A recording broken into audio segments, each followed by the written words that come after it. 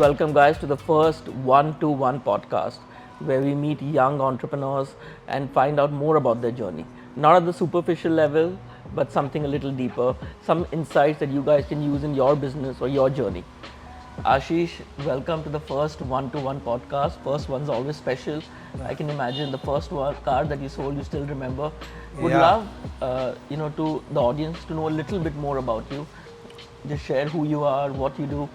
The first car, actually, if you talk about, we deal in cars specifically. We started off in 2008. That's when my dad's boss wanted to sell his car, and he said, "You have any dealer?" And I had a friend, Darshan. I called him up. I said, "Can you help me?" He came down with me to see the car, and we sold the car on the spot. Wow. We got down, divided 8,000 rupees between us, and that was our first deal. That was my dad's boss's car. Brilliant. And I've known you personally now through Odyssey for the last 4-5 years, seen you grow, and become a solid, even more refined entrepreneur. Tell me, when you just started out, were you scared? What are your thoughts when starting a business? Because I think you're first gen entrepreneur. Actually, I never thought I'll do something on my own. To be honest, I was enterprising, but I always wanted to do something which just led me to my passion. Cars was one of the passions. All our friends and the guys in college loved our cars. We all had the best supercars around our place, and I never had one. It was not that I had a collection or something, but that looking at that, all those cars, I have been getting into the business. It's helped me a lot, seeing what all our friends had. And again, it's a business which was not planned, but again, it got planned. And thanks to my partner, me and Darshan started off this company in 2009 over a pool table. Me and Darshan were just chilling and playing pool, and we had a few leads which we were working with. And suddenly we thought of signing up with Just Dial. It was pretty cheap to sign up on Just Dial. Just register our business. I came up with this name. All this was done over a tissue paper. We had a small office which was rented down at my place. I told that guy not to renew, and I took over that place. We didn't pay our parents rent for over 1 year when we started off. Wow. Because we didn't have funds, right? So whatever money we made in our first few deals, some around 2-3 lakh rupees, we put everything in our office. Wow. So till date, our office at Andheri is the same thing what we had spent that time. Just for the normal touch-ups, we have kept it the same. Amazing. That's a very emotional thing. We could have run down the place and done it up again, but we still kept it the same, and people still appreciate, wow, what office. This is 100 square feet office, but it's a very simple office which we created, and that's where our first 5,000 cars was sold only from that office. Wow. Before getting into this at a new place and our parking lot and all. And on average, we had around 30-40 cars that time. Now, of course, in 2023, we hold over 100 cars in stock. Brilliant, yeah. So parents who think that pool only gets the grades down and they discourage their children from playing pool, it can also help in starting their first business idea. And did you know you and Richard Branson have something in common? On tissue paper, the business idea happened. Oh, I didn't know that. Yeah, Virgin Airlines happened on a tissue I wish paper. we still had that tissue paper, but me and my partner still remember that we had gone to this place to see a car at top security in Goregaon at RA Colony, and then we had a restaurant there. We had a tissue paper, and we were drawing the office and how we'll have 2 tables and how we'll start. And random. We did not have funds also. What we were getting into, no idea. We didn't know that after 13 years it will scale to a business where we are going to be the top car dealers in Bombay. Yeah, that's the fun about being a young entrepreneur. You don't know how difficult things are going to be, and you just enter with enthusiasm and you figure it out along the way. And then when you look back, it's been like a crazy journey, right? And it's so well divided. We had our own categories and expertise what we had, and we actually are 2 companies in one company. He handles his thing, I handle my thing, and in the end, it's all one company and it runs well. Brilliant. And again, we have seen a lot of competition come in and out, but our company has been with one set goal of getting quality, good, used, pre-owned cars, literally handpicked. Wow. So we have all these cars which literally in the first few years, every car was touched by us. Like even today, I make sure that even the smallest car like a Ford or a Maruti is looked into by us, designed in a way where we have a personal touch on that car. And many people tell us also, why you're so busy, make sure that you drive the car before you give it to me. Say, listen, all the cars are gone under us. Wow. So we give that time to look into every small detailing of Where every car. all the business gurus nowadays say to delegate, not to get Yeah, I involved in the mean, day-to-day, but you guys yeah. are doing it with that personal touch, and so, then you're growing it. So even when we delegate, right, we make sure that we are part of that group, right? Like whenever I have suppose you buy a car from me, we have a group, right? We create a group where all my staff is there, and I overlook it. If they have a mistake at PN, then I don't say this to the client. So that thing will not go away from us, how much That's ever amazing. we get far. But yeah, we have to delegate and make sure that what we are doing, our staff is doing. Great. So, Ashish, you just mentioned, over the years you've seen significant challenges in this sector.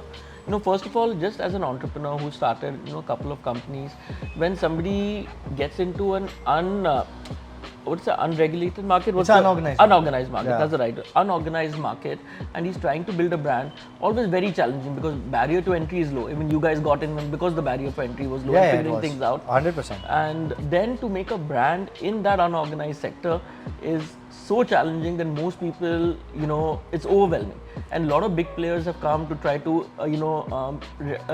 get the market organized under a big brand name, burnt a lot of money, got burnt out.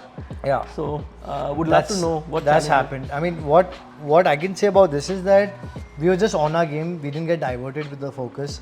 Many dealers got out of the tech game. They did not want to be a part of the turnaround in 2015. What we did, we went along and played along with them. Yeah. In fact, the online tech players who burnt a lot of money for the pre-owned market were supplying cars to dealers like us. Right. And we played along with that game. At one point, we used to buy 30-40 cars a month from those online aggregators. Crazy. Where other dealers were going against them that they'll disrupt the market and all. And they were not going to go away. Yeah. Even right now, everything is taken over by the online market. And we're playing along with the online market. Even when you sell a car, I tell my colleagues that, if you don't trust our price, go online and see. If you think that the price is better there, then you can sell off the car there. But 90% of the time, we give a better rate. So that's still an advantage which people don't know, that the online market still has margins. Talking about the online market is that in the end, they need a core base for the price factor, because the pre-owned car does not have a price factor. There's no MRP price on it. So true. So, the base is still with the dealers who are buying and selling the cars daily. Right. There's no way you can get a valuation on your car over the phone or on the internet. You have to get a guy who's bought and sold that kind of a product to get a price. How much of algorithms and all come, in the end, the touch and feel factor in a pre-owned car is very important. So true. And it's globally, it's not in US or UAE, it's different. Globally, it's the same. I visit a lot of car showrooms when I travel. I make it a point, I go to at least 2 to 3 best showrooms when I travel, just to get ideas, and they all work in the same operations. Wow. Of course, their pricing is a bit different because we have heavy tax in India, but otherwise, it's all the same. So love that attitude that collaboration over competition. So when you saw the online players, you didn't want to fight them, you joined them on a win-win scenario, obviously. 100%, and we're still working with them. We still have active groups with the top players in the market. Great. I think so that comes to the USP. So what do you guys think is your USP? You have mentioned a few points, but I think first, of course, quality handpicked cars. That's a find. It's literally finding a needle in a haystack. There are 100, 200, 300 cars which we inspect a month. Right. We literally pick up only 5 to 7% of them. Oh. Yeah. The ratio is very low. Yeah. That's why sometimes the inventory goes drastically low from 100 cars to 60, 70 cars. Yeah. But it's only because we don't get good quality cars which we are getting in the market. You're right. And usually what happens is that we can buy those rough cars, but making up a car and selling it is not what our quality of cars are. Sometimes I have a VIP list, okay? I have a list where I have a demand list. Like for example, Firdaus is asking for a specific car. I don't have it, but I have added his name in that VIP list where I'm going to find that product for him. Wow. There's one car which the client waited for 3 years, and I found it for him after 3 years. So wow. We were in touch with these clients for so long.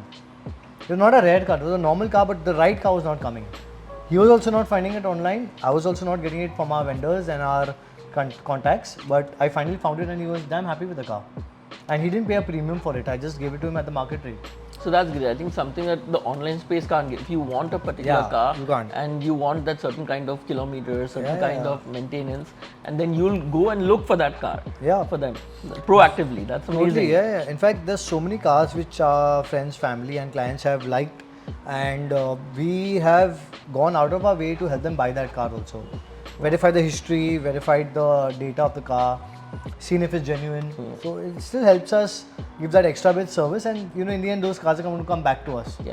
Okay. Now one question, slightly off topic of the business thing, slightly more fun about different kinds of clients that come to you. Yeah. Now, suppose a client comes and he wants to buy a car that you obviously have a personal preference. You're a car enthusiast. So he wants to buy a car that you don't like, and you think is not a good buy for him. How do you approach that? I tell him. Honestly, you I tell him say honestly. It upfront. just happened today. He was a tall guy who came to office, wanted to see a Q3. I said, you already have an Audi. You're not going to like this car. It's going to be too compact. Just go for the X3. And he was like, no, I think I like the Q3 better. And he sat in it and he realized, no, it's too tight. So before he even got his conclusion, I tell him. And literally, many people come to us to buy a pre-owned car.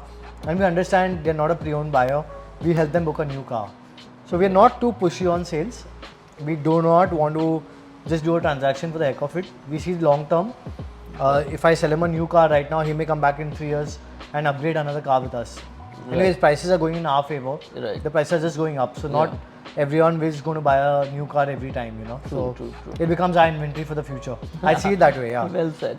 And what is you just said a statement that he's not a pre-owned buyer. Yeah. What is that definition, or how do you categorize members? I didn't think I was a pre-owned buyer until my friend, who I know personally, offered me a car, and I ended up taking Yeah, it. exactly. See, it takes time, right? Till you don't experience a pre-owned car deal, you're not going to get into that league of buying a car. Once you get into it, and once you get the right product, you will have faith in the market. So when that guy has many questions relating to negativity in our market, or is not very confident, he will not even do the deal, or even if he does the deal, he'll not be happy with the car. He'll always have that in that mind. Yeah. Second guess is the choice. Today we just sold a EV to one guy from town. His wife was totally apprehensive on buying a pre-owned car. He didn't tell us it's a pre-owned car, and he took it home, and they still believe it's a new car. Yeah, that's true, because we are just sparingly used cars, like 1,000 kilometers. You don't realize that this is a new car or old car. So again, we have latest cars which help us, and that's also a good unique selling point for us, where we manage to get cars which are still available in the showroom or are just being launched. Like we got the High Cross, we got the MG EV, we got the EQB. We got the S-Class new shape when it launched. I had the first few Thars when it launched. I got the first few XUV 700s when it launched. So all these cars are literally cars which are on waiting, and we managed to find our sources and get it in pre-owned cars. So what is the motivation? Whenever I've in the past I've seen car 2,000 kilometers driven and sold. What is the motivation of somebody buying, taking a loss, and then selling that car in 1,000 kilometers? So right now we just had a client walk in here, and he told that he doesn't want his old EV, he wants to upgrade to a new car. Yeah. So there are a lot of, I would not say impulsive, there are a lot of reasons where you have these latest cars coming. And they don't have to be because of accident or No, not at all. Not at all. Those cars we don't touch. Okay. So even if they're accidents, or they have cars which are even bumpers or bonnets replaced, we don't buy them. Oh. Okay. Yeah. The maximum cars which come in such leagues are the people who are leaving the country. Okay. And in the last 3-4 years, especially post-COVID, there are tons of people who have left the country, and most of them are expats who are in India with good jobs, who have got better jobs in country. So, and they all had the best cars. So we have cars coming in from a lot of expats who are leaving the country. So no need to doubt the veracity of a car with less kilometers if it's approved by you. Yeah, exactly. I mean, that's what I tell my clients, that don't worry about the car. We're not selling you a product which is bad. First of all, we are putting our money in that car before selling it to you. Not many people know that. Yeah. So when I'm selling you a MG Hector, for example, and if I have it in my inventory with a BD logo, I have paid up for that car, and then I sell it to you. So that's the difference between a pre-owned car by BD and a pre-owned car from another dealer. That's it. And exactly, anyone putting their money down has to have confidence that this car is the right exactly. car. So we are confident enough to invest in it. So I'm sure that we have cars which are quality handpicked by us. Brilliant. So since the pre-owned market works so much on trust. You know, obviously you've built a brand, you've ended up building trust and a place in the client's hearts. What are some of the values that are important to you in life that you have brought to the business as well? I mean, yeah, as you said, trust is a major factor. In fact, down the years before we started, people used to not touch pre-owned cars because there were a lot of corrupt dealers, unorganized sector, a lot of unprofessional people in the business. Right now, what you see is exactly 99% better than what it was before. Wow. Margins were berserk that time. People, I know deals which have happened at 100% margins. Like imagine a car 100% margin. I've never seen that happen in these times. And trust was a major role to play where we did not want to cheat any of our clients within our capability of knowing things and the data. And right now everything is an open book. People get valuations done online. We get the records from the company. Everything is organized, and there's no errors for margins. And we really believe that selling a wrong car will, selling one wrong car will deteriorate our next 100 deals. Wow. And we really are against selling any wrong car. And by chance, if we have got a wrong car, we stand by it, we buy it back, or we sell it back to the market. And intentionally, we have never done anything wrong where we have made our clients suffer. Okay. The max negative reviews what we have ever got back from our clients is that there were some electrical problems, which is a machine, which can happen. Out of 1,000 cars, there can be 10 cars which can go up down, but we solve that problem. That's we don't run amazing. away from it. Yeah. And there's a lot of ways where you can sell a wrong car: tampering the meter, buying an accidental car, making it up, or getting a flooded car. Because when you buy a flooded car, the buyer does not know if it's flooded or not until they see the history. Because once you clean up everything, there is a lag which I will come to know, but the client will not. And those cars come at 50 to 60% down the market. Wow. So there are dealers who do that, which break the trust of our buyers. So we don't do that, and we have one policy that me and my partner are like, we don't even discuss about wrong cars. Amazing. Bonnet change ho gaya, don't buy it. Bad history, don't buy it. Nice. Similar. And tell me some of the myths on somebody who's never bought a pre-owned car, or some of the misconceptions that he may have about the industry, about people selling pre-owned cars. The main myth is that they don't know how the user used the car, how rough he's used the car. That's a myth, because when we pick up our cars, hand-picked, what I say is that we judge the buyer on how he's used the car with the history, regular service, and of course the interiors, exteriors, the engine, everything. Even a small button like this steering button can show how well the car is kept. Wow. And these are not on book. This is on the site which you see. Right. From our people are trained to look at these cars in a way where उसका button चल रहा है क्या, that system चल रहा है क्या, has he kept the dashboard clean, or has he kept the tire ring clean, is there any punctures on the tire. There are a lot of people who have not done it. That doesn't make the car bad, but at least we have these some points of the check marks calculated. which, There's some of the tick list which we have organically without having it on paper. Wow. So the touch and feel factor is great of what we have. Like, I'll give you an example. One BMW came into our office. It was highly driven, but it was so well maintained. I still took up that effort to call those people to see the car, because the engine was so well kept.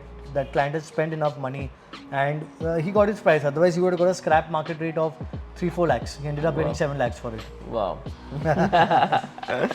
No, it's true story. Because people now, if you had not taken the effort to pitch it to us, or you should just told koi dealer ko de de, mechanic ko de de, you would have not got 5 lakhs also.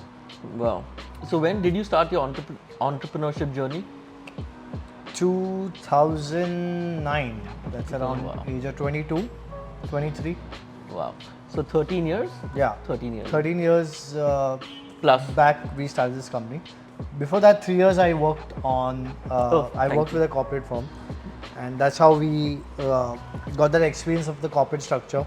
That helped a lot actually. My time during my corporate days helped me a lot interact with top guys. I was on an HNI desk for a trading company, a stock market trading company, and that helped me interact and improve my skills of interacting with people quite a bit.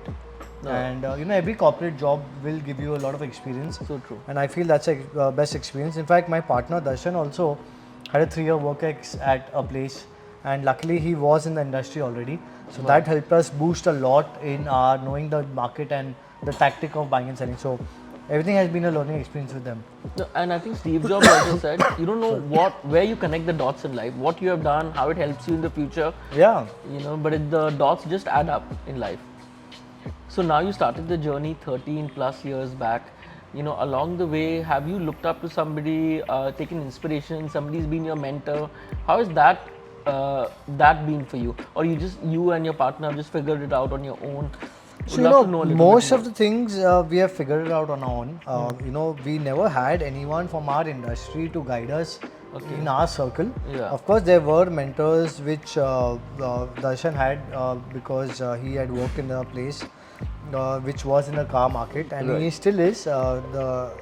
But overall, there were friends who have done well for themselves, where we have looked upon them. Wow.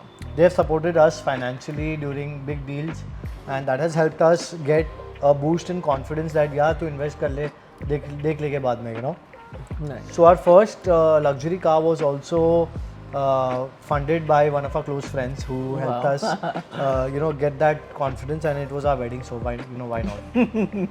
Amazing. And obviously, always great when friends show that support, show that trust in you. I think definitely the circle you hang out in, the kind of friends that you have, helps in your growth mindset. Yeah. So great that you. That's important. I mean, you don't, if you're not going to, look on up to a few set of people, and if they're not going to motivate you when you're hanging around with them, it's not going to help us grow personally. True. And we have a good set of friends who have done well for themselves.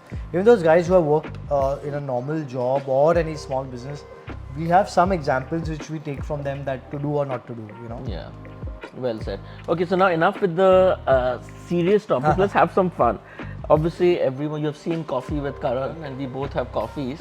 I'm not Kejo, but I can be Ajo, and ask you some questions that'll put you on the spot. Oh, this has already put me on the spot right now. And we hope you'll answer honestly. We also have a lie detector AI tool which will be able to tell us if you're lying or not. Oh, you guys, techie guys have taken over now.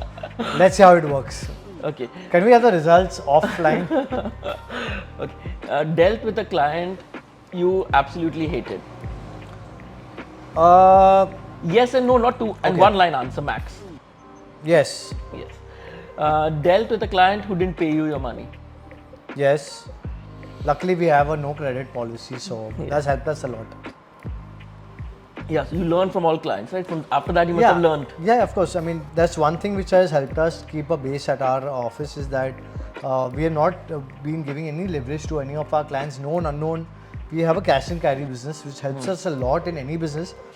Sometimes I tell my friends, I don't understand how you all work on credit, because when you see the notional loss on the credit part in India especially, the interest rate is so high, you cannot afford to give credit, especially in our line, because we have our product margins are minimum, but the value of the product is very high. Yeah, and also the inventory cost. Yeah, it's inventory cost. Suppose, for example, the car which we are setting in is worth 72 lakhs. I just give him this car a 1 month delay, I lose 70,000 rupees from my margins. So true. Okay. Coming back to your question. Yeah, coming back to my questions. Sold a car to a married man and to his girlfriend. We have. I'm saying we because we both know about that secret. So yeah. So we are also private. We keep our deals personal. So if you have such requirements, please come to us. We'll keep it safe. Okay. Sold a car at a loss.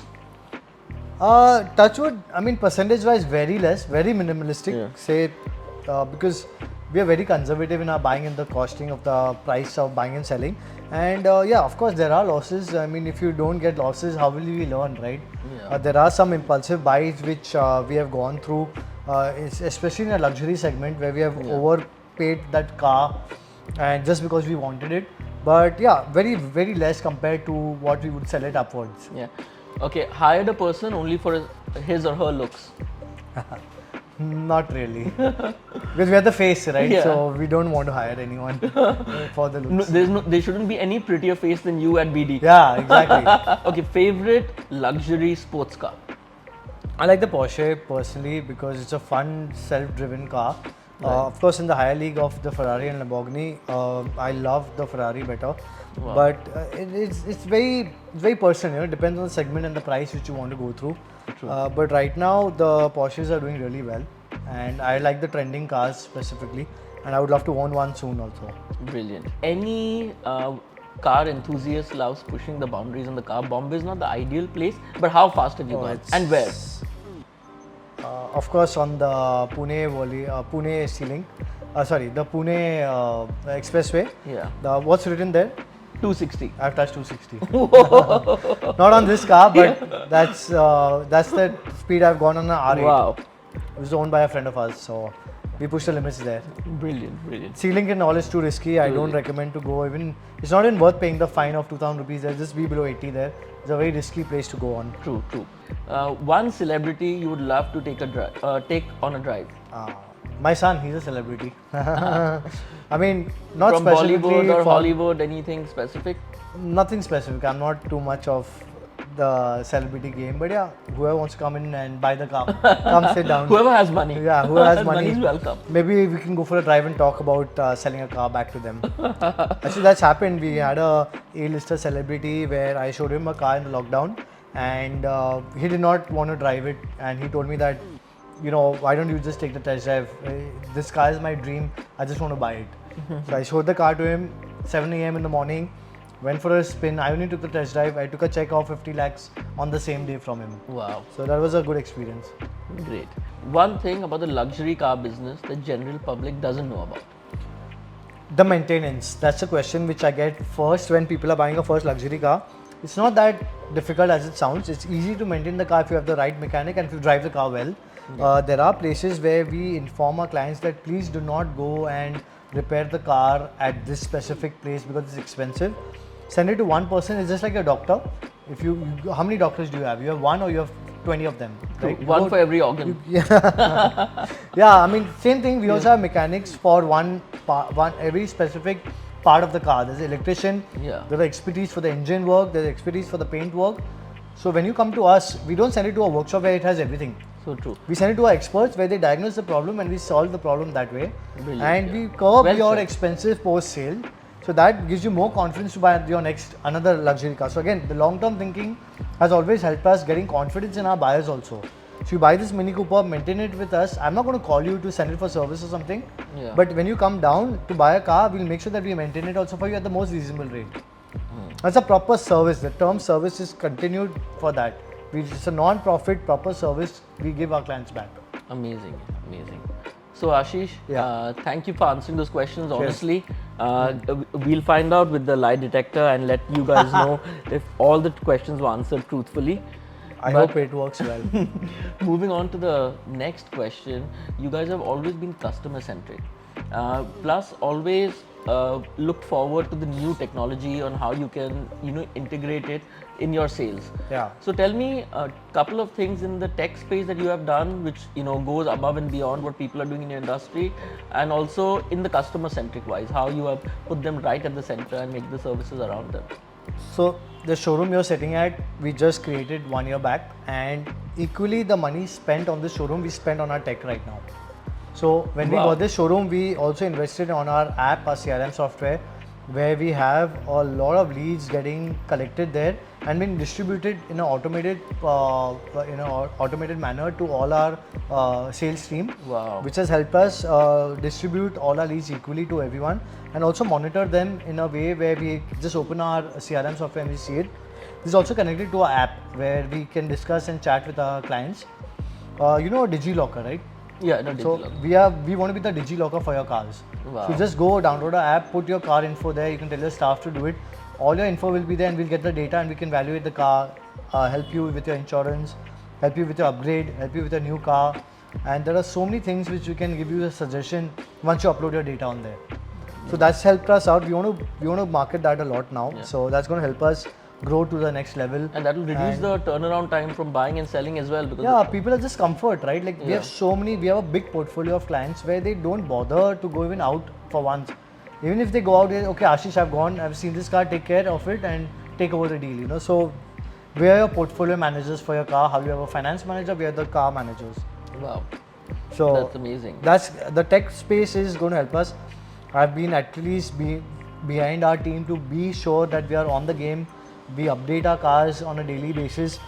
people ask us a catalog, right? And they ask us, send me the latest catalog. And I tell them that our catalog is latest every day because we upgrade it on the spot. Wow. We are live on our inventory updates. If a car is sold, it's first removed from our website immediately. Brilliant. Amazing. Or bought, if you have procured a car, it's uploaded on our website on the spot. Nice. So yeah, the tech game is always on. Thank you for that. Yeah. So Ashish, what do you consider as success in your business? What do you consider success in your personal life? And how do you manage, work-life balance? I know you personally, so I know you love to travel, spend time. You love your son, love to spend time with your family, and at the same time, you're always available on WhatsApp for clients. So it sounds kind of crazy, but we'd love to know how you manage it. Or are you managing it?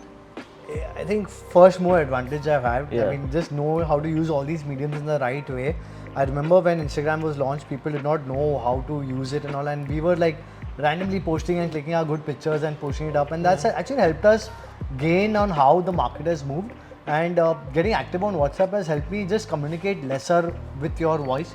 It's easier to talk to 10 people on WhatsApp than to call them up and talk. Okay. So that's the WhatsApp communication has helped a lot in my business. My WhatsApp is buzzing. Like literally, I was out for 10 days. I started my WhatsApp. I had more than 4,500 messages. Whoa. And again, people think that I handle the WhatsApp alone. I don't. I keep it on a desktop. Whenever I get time, I look into it. My office staff looks into it. They know it's a new number, there's an inquiry, they reply on it. Wow. Not many people know that you can open WhatsApp on 4 desktops of your own number.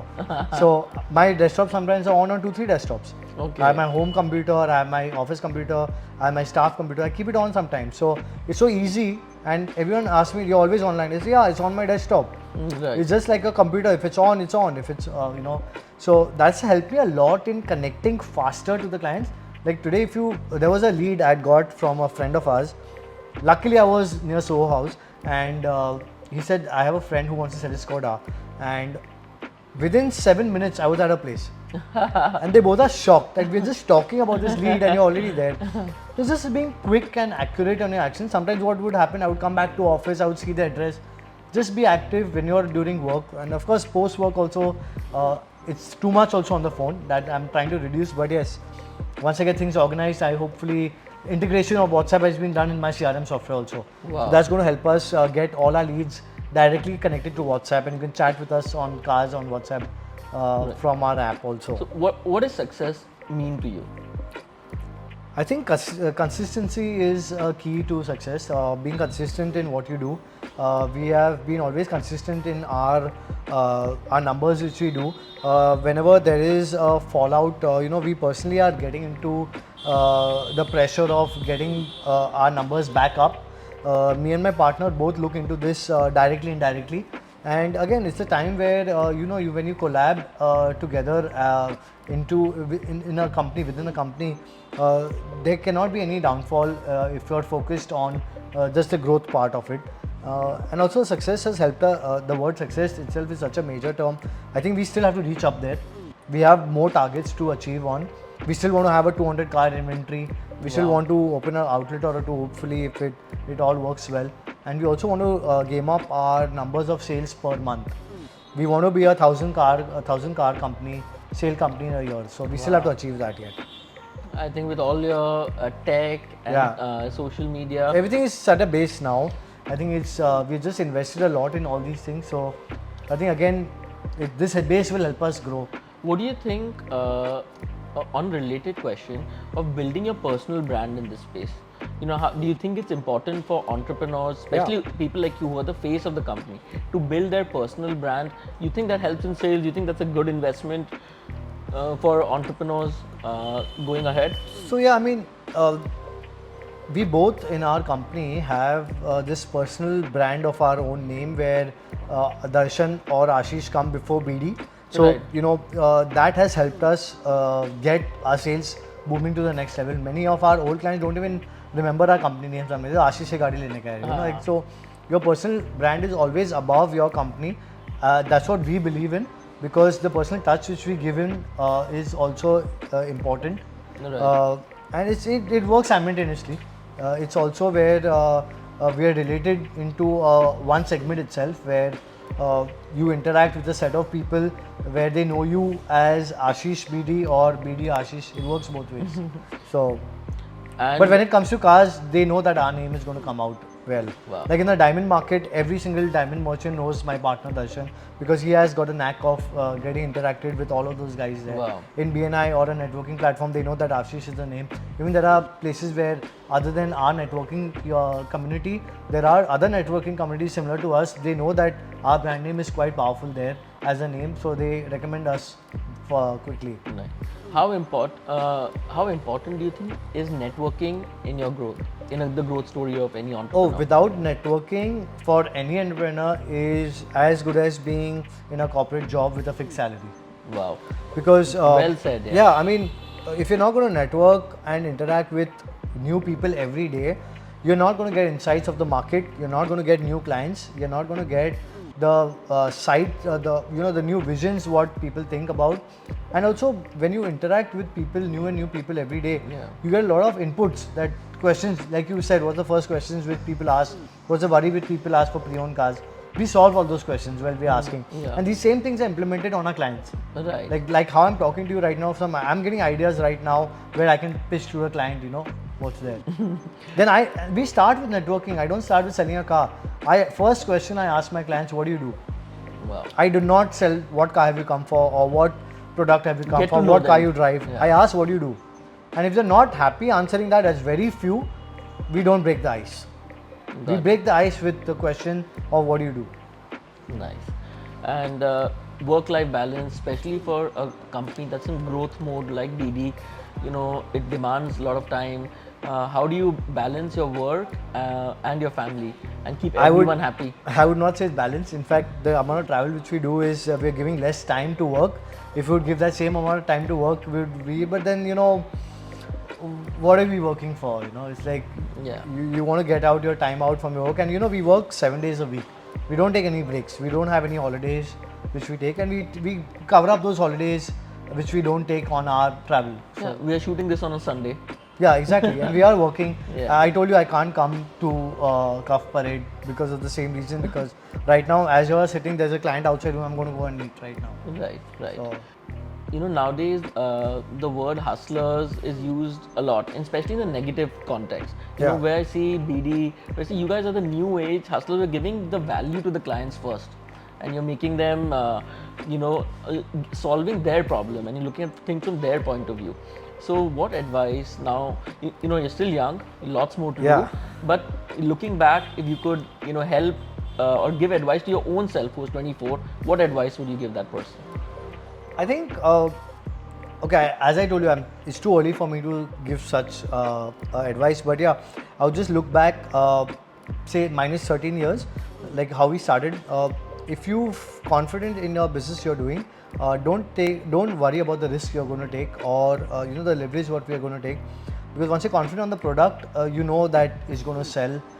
Don't worry about that risk. We were a bit conservative in the start. Maybe that would have put our growth down by 20-30%. But don't worry about the risk So you factor. feel you should have backed yourself early, raised money, and gone Yeah, bigger, I mean, raise sooner? money. Yeah, of course, more aggressive in More getting the aggressive. funds earlier. I mean, what we could do before, we could have done it. What we're doing now, we could have done it earlier also. But we went on the conservative mode.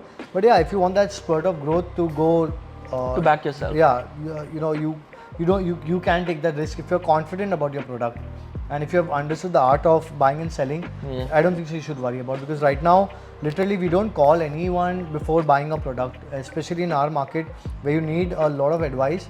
But that confidence has helped us grow a lot. So once you're confident about your product, you don't need to look back and worry about anything. Thank you for that. We pick your coffee. We both are Odyssey members, and I cannot let you leave without asking you a few rapid fire about Odyssey. Oh damn! Okay, so cheers. The lie detector test is still on. Your favorite Odyssey member? So it's Ash, Nabil, Aditya, Kunal, and Anush. Wow, sweet. I think all rock stars. Yeah. Least favorite? Should I ask that? Yeah. Ask. Least favorite. None. Okay. See, Favorite president? I think Ashwini has done a good role in terms of that. Yeah. And of course, Ash and Kunal and Zarna had a chapter, had a time for 6 months called Zach. That was pretty fun because I was also involved in it, and that was the start of my journey in Odyssey also. So that was quite fun we had that time. Okay. Biggest thank you note, single thank you note from Odyssey. So actually, it's one reference who's given me multiple Okay, fair enough, businesses. we can share that. C2's reference is we have done business worth over 5 crores with that one reference. So we literally got her full family, and they just call us for deals even right now. And I make sure that I'm interacting with them. Wow. One thing Odyssey can do to, grow even more. I think more bonding between the new members and the old members is very important, because the new members, again, we all take the effort to make sure that we interact with them. But just Do you? Yeah, of course. I make sure that every new member who comes into our chapter, Yeah. I personally message them if I'm there over that meeting or I'm not there. I have that little spark of interaction with them. Actually, and maybe that I was gives- the exception who you didn't message. No, because we just started talking. I didn't need to message you. Okay. That's great. So there are so many new members who do not talk to everyone, right? So you just go ahead and Make them feel comfortable. Yeah, make them feel comfortable. I think that, and- that's a really yeah. good point. I So think. there were a few set of people whom I still remember, who started interacting with me, or the people whom I was sitting next door. We just started interacting and started doing business. Literally, my first business in Odyssey was with Hital, one ex-member, who was sitting next to me every time. Wow. So the first business which we did was the guy who was sitting next to me. Nice. And okay, who's the most well dressed in Odyssey? There are many. I mean, I just voted right now for a few. I don't remember the names, but yeah, I think Jatin Parekh, Sushil, of course, he's always Yeah. well up to the mark. Anosh is always up to his, and they keep making fun of my dressing if they are early in the morning. Get your clothes right, and also. Yeah. I think most of them all. I mean, looking at everyone, you also get inspired to get your suit on and get. So yeah, I try to make sure that I also come up. Okay. And time to put your hand up and say, I will do whatever role John gives me for the next term. Fine, I'll do it. Ashish, thank you for taking time out on a Sunday. I know people are here trying to buy cars, but you took time out. No, to share- we'll sell them all a car right now. Backfire. Yeah. You shared your journey, shared with an open heart, shared about your wins, shared about the things that you have learned. I think whoever's watching this will have a few takeaways that they'll take and implement in their life. Yep. So thank you so much for Thank that, bro. you. Thanks you. Thank you. Thank you guys for having me for this one-to-one podcast. Great. I hope we cash out big on this. And this is my website, brokerdalal.com. And we have an app also, BD Cars. Thank you for having us. Like, share and subscribe.